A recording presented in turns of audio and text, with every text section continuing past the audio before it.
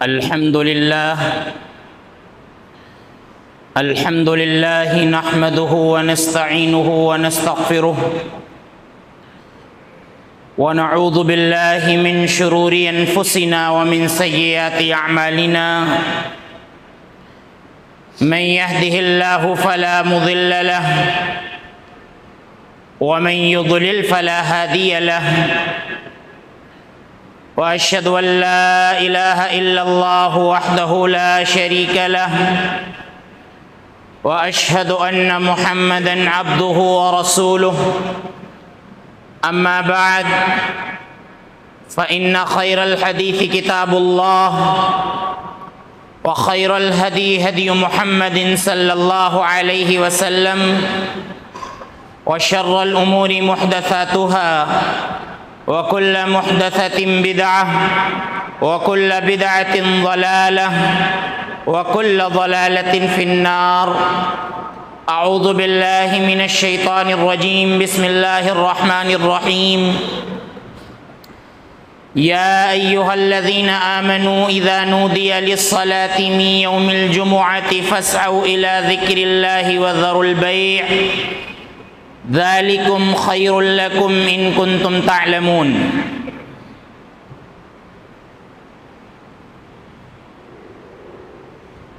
معزز اسلامی و دینی بھائیوں،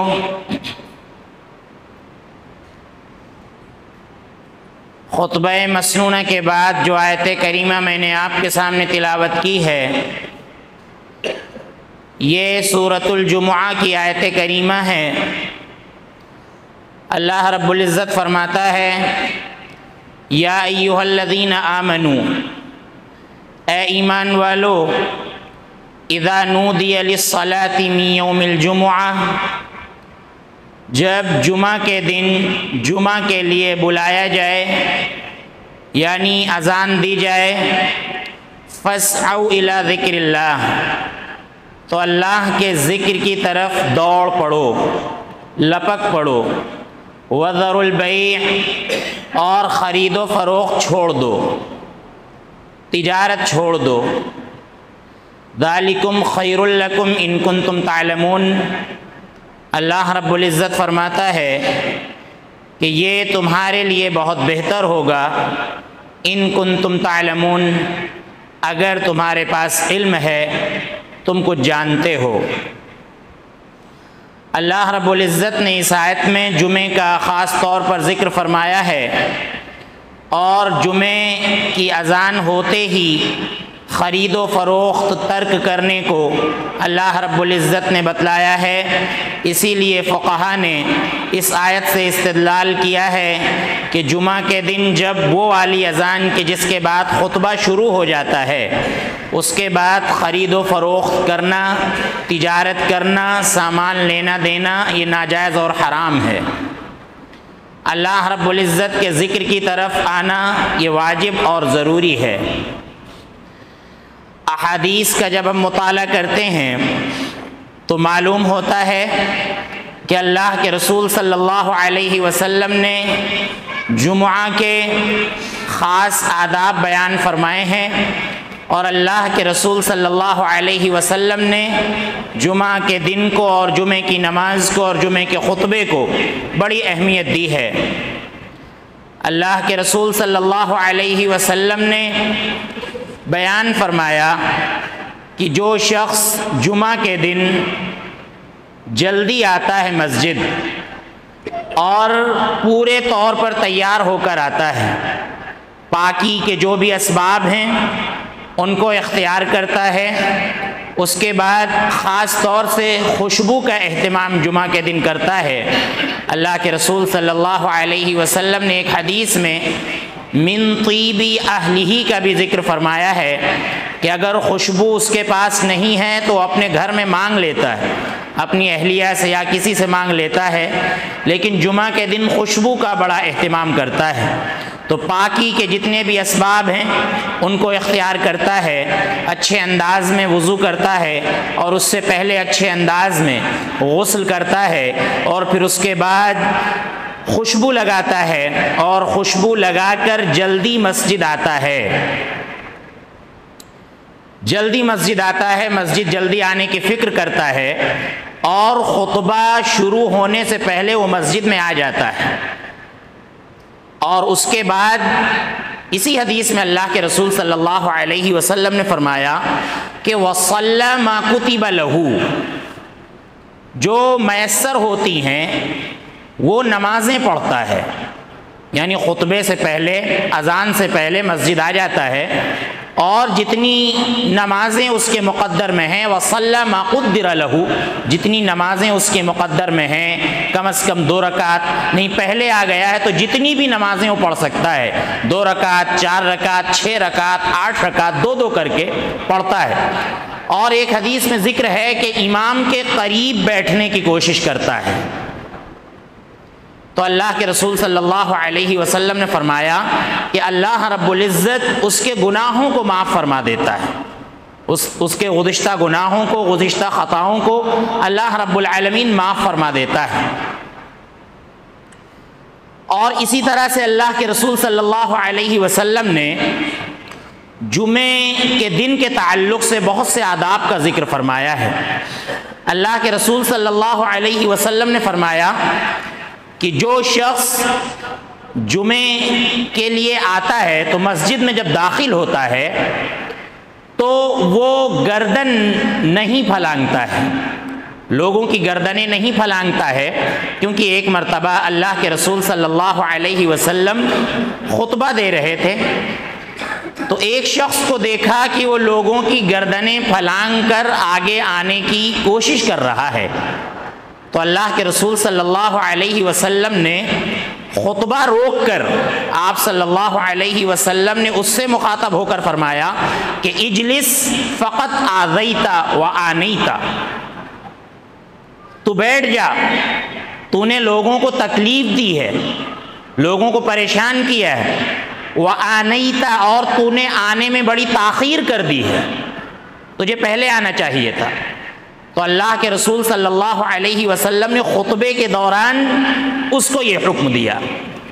تو اس سے پتہ چلا کہ بڑی تاکید آئی ہوئی ہے کہ جمعے کے دن پہلے تو یہ ضروری ہے کہ جو لوگ پہلے آ رہے ہیں ان کو اگلی صف سے بیٹھنا چاہیے، بیچ میں جگہ نہ چھوڑیں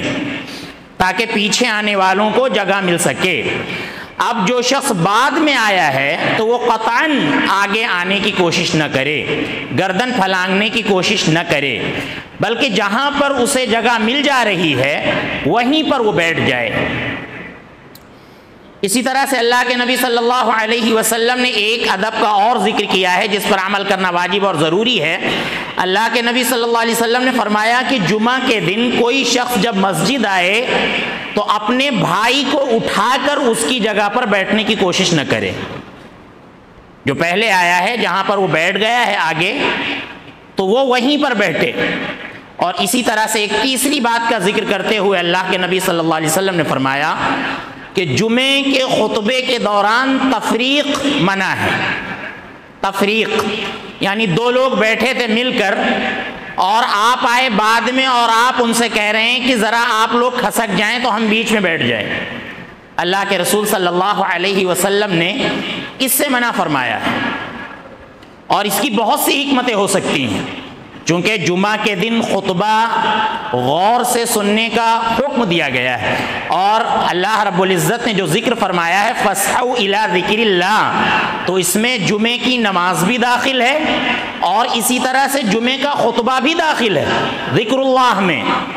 تو یہ خطبہ بھی یہ اللہ رب العالمین کا ذکر ہے، اللہ رب العالمین کی یاد دہانی ہے، اور آپ صلی اللہ علیہ وسلم نے خطبہ غور سے سننے کا حکم دیا ہے۔ اور آپ صلی اللہ علیہ وسلم نے ایک حدیث میں بیان فرمایا کہ اگر تم میں سے کوئی شخص اپنے بھائی سے جمعہ کے خطبے کے دوران کہہ دیتا ہے انصت، خاموش ہو جاؤ، تو اللہ کے نبی صلی اللہ علیہ وسلم نے فرمایا فقط لغوتا، تو یہ آپ نے لغو کام کیا، لغو کام کیا ہے۔ اور لغو کا مطلب محدثین فقہا نے بیان کیا ہے کہ جمعے کا ثواب جو ہوتا ہے اس کا وہ فوت ہو گیا، اور بلکہ بعض لوگوں نے ذکر کیا ہے کہ اس کی جمعے کی نماز ظہر میں بدل گئی، یعنی جمعے کا ثواب نہیں ملے گا، اس دن کی ظہر کی نماز اس کی ادا ہو گئی، لیکن جو جمعے کا حقیقی ثواب ہے، جو آداب کا لحاظ کرنے پر اللہ رب العالمین عطا فرماتا ہے، تو وہ ثواب جو ہے اس سے فوت ہو جاتا ہے۔ تو اتنا زیادہ خیال کرنے کا حکم دیا گیا ہے۔ اب جو ہے دو شخص جو آپس میں مل کر بیٹھے ہوئے ہیں، خطبہ غور سے سن رہے ہیں، اور کوئی تیسرا شخص آیا، ان کے درمیان تفریق پیدا کر دی اور ان کے درمیان بیٹھنے کی کوشش کر رہا ہے، تو اس سے ان دونوں کے اندر چڑچڑاپن آ سکتا ہے، اور جن کے ساتھ یہ ہوتا ہے وہ سمجھتے ہیں خطبہ غور سے سنا جا رہا ہو اور کوئی آ کے ڈسٹرب کر دے اور تفریق پیدا کرنے کی کوشش کرے، بیچ میں آ کے بیٹھنے کی کوشش کرے، تو اس سے بڑا خلل پیدا ہوتا ہے۔ تو اللہ کے رسول صلی اللہ علیہ وسلم نے خاص طور سے اس سے منع فرمایا ہے۔ اور اسی طرح سے آپ دیکھیے کہ خطبے کے دوران وہ سارے اسباب کہ جس سے انسان کے اندر سستی پیدا ہو جائے، ان سارے اسباب سے اللہ کے نبی صلی اللہ علیہ وسلم نے منع فرمایا ہے۔ آپ صلی اللہ علیہ وسلم نے ذکر فرمایا کہ جمعہ کے خطبے میں حبوا باندھ کر بیٹھنا منع ہے۔ حبوا یہ ہے کہ انسان اپنی دونوں رانوں کو اپنے پیٹ سے لگا لے اور پیروں کو ایسے کر کے پکڑ لے ہاتھ سے، یہ حبوا ہے۔ اللہ کے نبی صلی اللہ علیہ وسلم نے اس انداز سے بیٹھنے سے منع فرمایا ہے، کیونکہ اس سے سستی آئے گی، نیند آ سکتی ہے،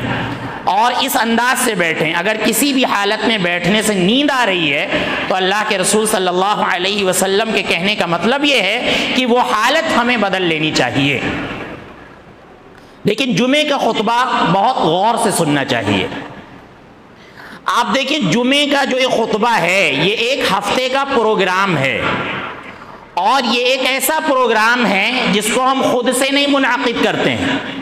بلکہ یہ پروگرام اللہ رب العزت کا منعقد کیا ہوا ہے،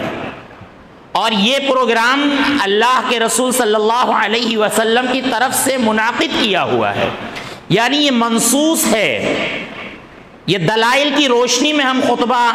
دیتے ہیں اور خطبہ سنتے ہیں، اس کے دلائل موجود ہیں سنت کے اندر، اور اس کی ترغیب دی گئی ہے۔ تو مطلب یہ ہے کہ یہ جو ہفتے کا یہ جو پروگرام ہمارا ہوتا ہے خطبے کا، یہ منصوص ہے، اور اس کو سننا یہ عبادت ہے۔ یہ عام جلسوں کی طرح نہیں ہے کہ عام تقریر ہو رہی ہے، آپ وہاں گئے ہیں تقریر سننے کے لیے، تو اس میں بیچ میں باتیں بھی جائز ہیں، اس میں آپ دوسرے کام بھی کر سکتے ہیں۔ لیکن یہ خطبہ جو ہے یہ منصوص ہے، اس کی دلیلیں اللہ کے رسول صلی اللہ علیہ وسلم نے دی ہیں، اور خطبہ پڑھنا، خطبہ دینا، خطبہ سننا، یہ سب عبادت ہے۔ اسی لیے اللہ کے رسول صلی اللہ علیہ وسلم نے خطبہ جمعہ کے اتنے زیادہ آداب ذکر فرمائے ہیں، لہذا یہ جو آداب اللہ کے رسول صلی اللہ علیہ وسلم نے ذکر فرمائے ہیں، ان کا ہمیں بہت زیادہ خیال رکھنا چاہیے۔ دیکھیں کہ جمعہ کے دن کیا ترتیب ہے، کس طرح سے لوگ بیٹھے ہوئے ہیں، اور پھر بعد میں آنے والے لوگوں کو کن باتوں کا خیال کرنا چاہیے۔ سب سے پہلے تو اس بات کا خیال کریں کہ امام کے منبر پر بیٹھنے سے پہلے اور خطبہ شروع ہونے سے پہلے تمام لوگ مسجد آنے کی کوشش کریں، سب لوگ مسجد میں آ کر بیٹھ جائیں، جیسا کہ اللہ کے نبی صلی اللہ علیہ وسلم کے زمانے میں ہوا کرتا تھا۔ خطبہ شروع ہونے سے پہلے مسجد میں تمام لوگ آنے کی کوشش کریں، اور کبھی کبھار کوئی نہ پہنچ پائے، کچھ عذر لاحق ہو گیا تو بات الگ ہے، ورنہ ایک مسلمان کی پوری کوشش یہ ہونی چاہیے کہ خطبہ ہونے سے پہلے، خطبہ شروع ہونے سے پہلے وہ مسجد میں ضرور پہنچ جائے، کیونکہ اللہ کے نبی صلی اللہ علیہ وسلم نے جمعہ کی فضیلت کا ذکر کرتے ہوئے فرمایا کہ جب امام بیٹھ جاتا ہے منبر پر اور خطبہ دینے کے لیے وہ نکل آتا ہے، جو فرشتے جمعہ کا ثواب لکھا کرتے ہیں وہ جو ہے فرشتے رجسٹر بند کر کے اللہ رب العالمین کا ذکر سننے لگتے ہیں، وہ بھی اللہ رب العالمین کے ذکر میں مشغول ہو جاتے ہیں۔ پھر جمعہ تو ہو جائے گا بعد میں آنے والوں کا، لیکن جمعے کا جو حقیقی ثواب ہے وہ ثواب ان کو نہیں ملے گا۔ تو اس لیے اس کا بھی بڑا خیال کرنا چاہیے۔ ہم لوگ جو ہے بہت کوتاہی کا شکار ہیں، ہم نہانا وہانا بہت دیر سے شروع کرتے ہیں جمعہ کے دن، لہذا صبح ہی سے نہانا شروع کر دیں، اور اس بات کی ہر کوئی فکر کرے کہ نہانے کے بعد اور جمعہ کا دن جب شروع ہو جائے تو اللہ کے رسول صلی اللہ علیہ وسلم پر وہ کثرت سے درود بھیجے، اور اس بات کی فکر کرے کہ ہمیں جمعے کا خطبہ سننا ہے اور بغور سننا ہے، اور اس میں جو باتیں بتائی جائیں گی ان کو سن کر اس پر عمل کرنا ہے۔ اس جذبے سے ہمیں جمعہ کی صبح کو گزارنا ہے۔ جمعے کے خطبے کو آپ دیکھیے، اللہ کے رسول صلی اللہ علیہ وسلم نے اتنی زیادہ اہمیت کیوں دی ہے؟ کیونکہ جمعہ کا جو خطبہ ہے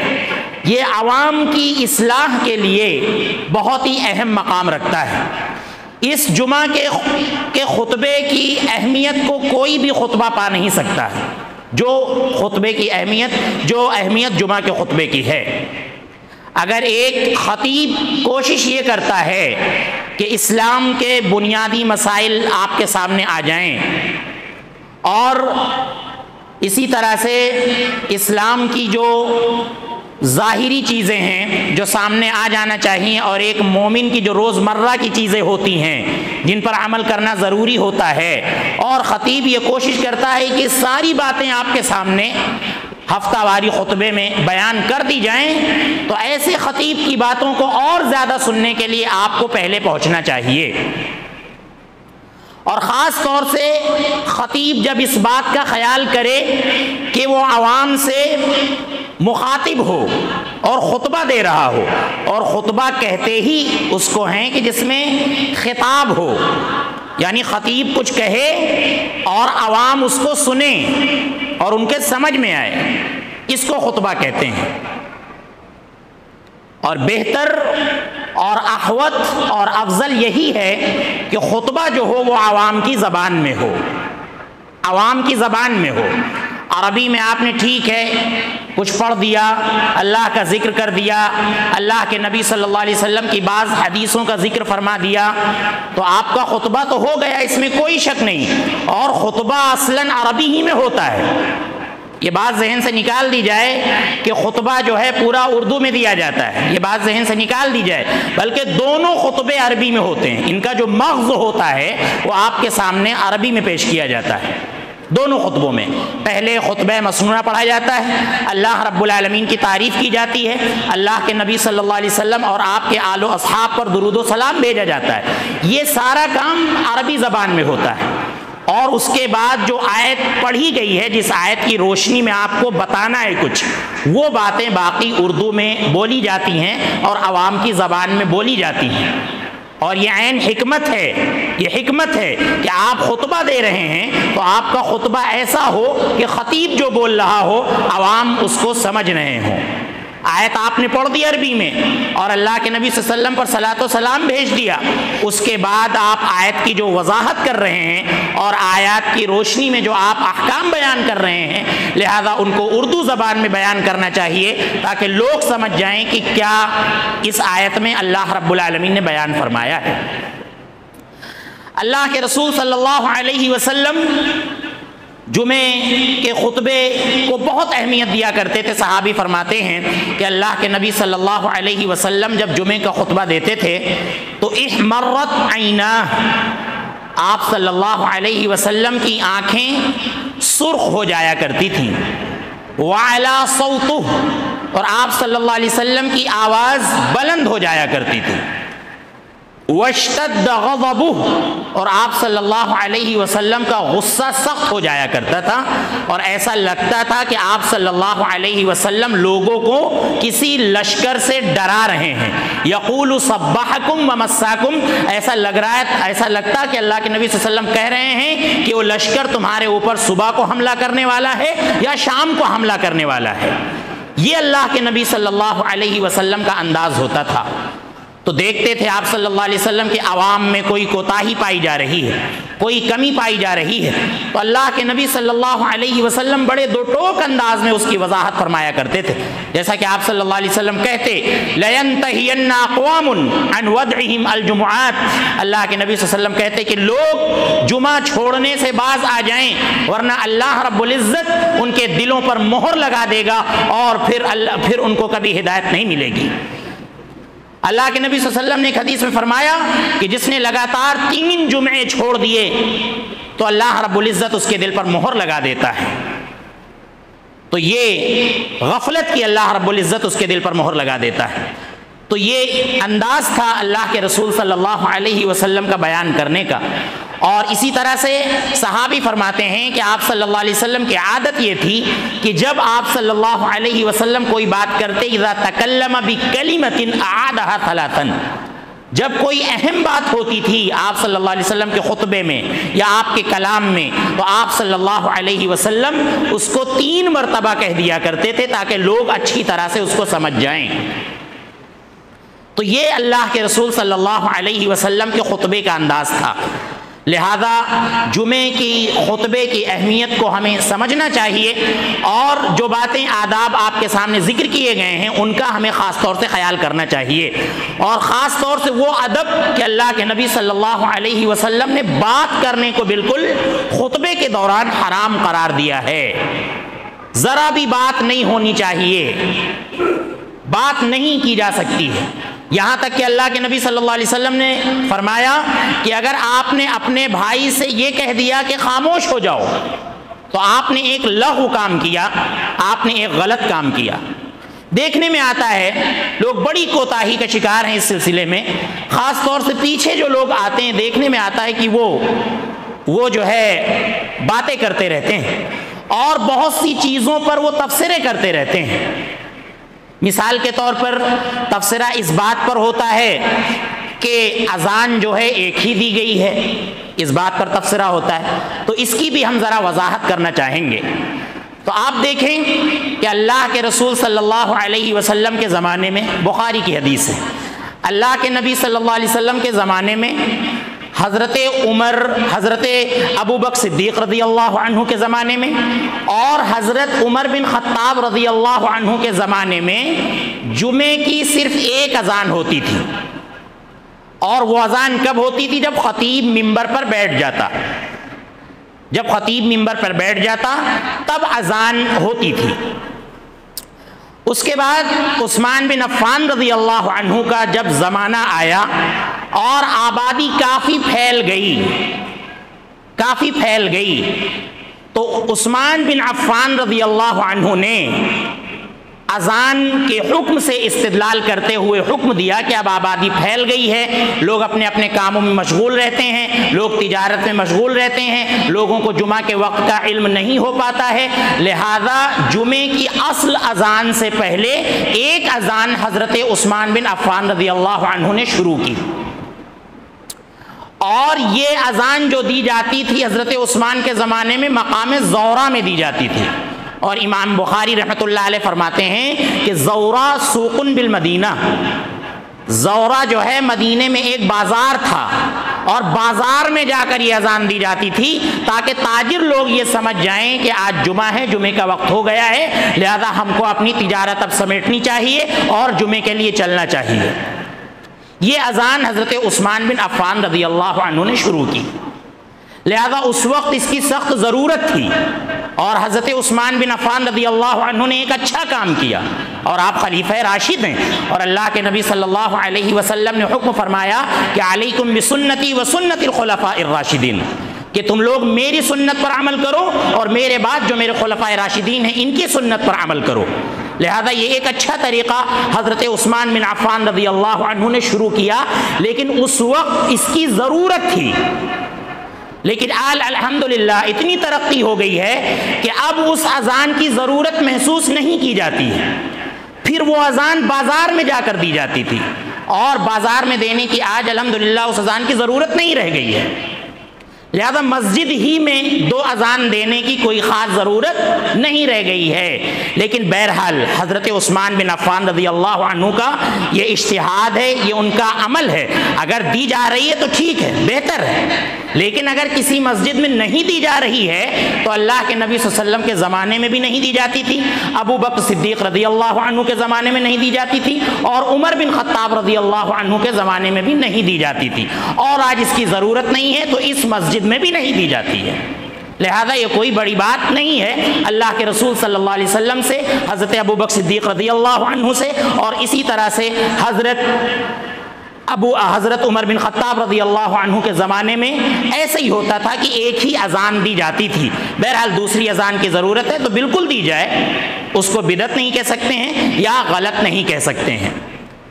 تو یہ بات اچھی طرح سمجھ لینی چاہیے۔ اس پر تبصرہ ہوتا ہے، اور تبصرہ اس پر ہوتا ہے کہ یہ خطبہ اردو زبان میں کیوں ہو رہا ہے، تو اس کی وضاحت ہم نے آپ کے سامنے کر دی ہے کہ اللہ رب العزت نے جو نبی بھیجے ان کو جو ہے ان کی زبان میں بھیجے، قوم کی زبان میں بھیجے، تاکہ قوم کی زبان وہ سمجھ سکیں اور جو ہے تبلیغ وہ کر سکیں۔ اسی طرح سے آپ دیکھیے اللہ کے نبی صلی اللہ علیہ وسلم جب عربی زبان میں کچھ کہتے تھے تو آپ صلی اللہ علیہ وسلم ترجمان رکھ لیا کرتے تھے دوسری قوموں تک اپنی بات پہنچانے کے لیے، ٹرانسلیٹر رکھا کرتے تھے اللہ کے نبی صلی اللہ علیہ وسلم اپنی باتوں کو دوسروں تک پہنچانے کے لیے۔ لہذا بہت بہتر ہے کہ خطبہ جو ہو یہ عوام کی زبان میں ہو، تاکہ لوگ سمجھ سکیں کہ آج کے خطبے میں آیات اور احادیث کی روشنی میں کیا بتلایا گیا ہے۔ اسی طرح سے تبصرہ اس پر ہوتا ہے کہ خطیب جو ہے وہ لاٹھی لے کر کھڑا ہوتا ہے، ڈنڈا لے کر کھڑا ہوتا ہے۔ تو ابو داؤد کی روایت ہے، اللہ کے نبی صلی اللہ علیہ وسلم سے ثابت ہے کہ آپ صلی اللہ علیہ وسلم قوس، کمان پر، اور کبھی کبھار آپ صلی اللہ علیہ وسلم عصا کا سہارا لیا کرتے تھے، لاٹھی کا سہارا آپ صلی اللہ علیہ وسلم لیا کرتے تھے۔ دیکھیے یہ کوئی ایسی سنت نہیں ہے کہ جس پہ مداومت برتی جائے یا بہت ضروری ہو یا اس کو لے کر چرچا کیا جائے بہت زیادہ، بس لے لیا جاتا ہے کہ ایک سہارا ہوتا ہے۔ خطیب بولنے میں ادھر ادھر ہلتا ہے یا ہاتھ ہلاتا ہے تو یہ لاٹھی اس کے لیے بہت سہارے کا کام کرتی ہے، تو اس لیے لے لیا جاتا ہے۔ اور اسی طرح سے آپ دیکھیں سنت سے بھی اس کا ثبوت ملتا ہے، تو اس پر بھی تبصرہ کرنے کی ضرورت نہیں ہے کہ کوئی نیا فرقہ ہے یا کوئی نئی جماعت ہے جو یہ کام کرتے ہیں اس مسجد کے اندر، لہذا ان سب باتوں پر تبصرہ کرنے کی ضرورت نہیں ہے بعد میں آنے پر۔ اور یہ ساری چیزیں ہم جانتے ہیں سنت سے ثابت ہیں، اللہ کے رسول صلی اللہ علیہ وسلم سے ثابت ہیں، لہذا ان باتوں پر عمل کرنا چاہیے اور ان کو اچھی طرح سے سمجھ لینا چاہیے۔ اور ہم نے جو آپ کے سامنے جمعے کے آداب کا ذکر کیا ہے ان آداب کو ملحوظ خاطر رکھنا چاہیے، ان پر عمل کرنا چاہیے، تاکہ یہ جو ہفتے کی عید ہے اور ہفتے کا جو سب سے افضل دن ہے اس کا پورا ثواب ہمیں مل سکے، اور اسی طرح اللہ کے نبی صلی اللہ علیہ وسلم کی سنت کے مطابق ہم اس پر عمل کر سکے، اور اللہ رب العزت اس پر ہمیں بھرپور ثواب عطا فرمائے۔ اللہ رب العزت ہمیں ان باتوں کو سمجھنے کی اور ان پر عمل کرنے کی توفیق عطا فرمائے۔ اللہ رب العزت ہمیں تمام کام سنت کے مطابق کرنے کی توفیق عطا فرمائے۔ اللہ رب العزت ہمیں صحابہ کرام کے منہج کے مطابق قرآن و سنت پر عمل کرنے کی توفیق عطا فرمائے۔ اللہ ہمارے درمیان سے شرک و بدعات کا خاتمہ فرما، اللہ خالص سنت پر عمل کرنے کی توفیق عطا فرما۔ اللہ جن بھائیوں نے دعا کی گزارش کی ہے ان کی تمام جائز تمناؤں کو قبول فرما، اگر وہ بیمار ہیں تو انہیں شفاء کاملہ عاجلہ عطا فرما۔ اللہ ہمارے والدین پر رحم فرما، اللہ ہمارے بوڑھے لوگوں پر رحم فرما، اللہ ہم پر باران رحمت کا نزول فرما۔ اللہ جب تک ہمیں اس دنیا میں رکھ ایمان کی حالت میں رکھ، جب ہمارا خاتمہ ہو ایمان کی حالت میں ہو۔ آمین۔ وآخر دعوانا ان الحمد للہ رب العالمین۔